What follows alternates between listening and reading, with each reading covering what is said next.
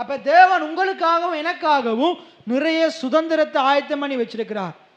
அவரால் பரிசுத்தமாக்கப்பட்ட எனக்காக நான் சுதந்திரிக்கும்படி தேவன் நிறைய காரியங்களை ஆயத்தம் பண்ணி வச்சிருக்கிறார். எல்லாம் சொல்லுங்க, அவராலே பரிசுத்தமாக்கப்பட்ட எனக்காக என் தேவன் நான் சுதந்திரிக்கும்படி நான் பெற்றுக்கொள்ளும்படி நிறைய சுதந்திரங்களை ஆயத்தம் பண்ணி வைத்திருக்கிறார். எத்தனை பேர் ஆமேன்னு சொல்றீங்க? எத்தனை பேர் ஆமேன்னு சொல்றீங்க? அப்ப அதை நம்ம என்ன செய்யணும்? சுதந்திரிக்கணும். இன்றைக்கு வரைக்கும் ஏன் சுதந்திரிக்கல? அறியாம. என் ஜனங்கள் அறியாமையினால் சங்காரம் ஆகிறார்கள்.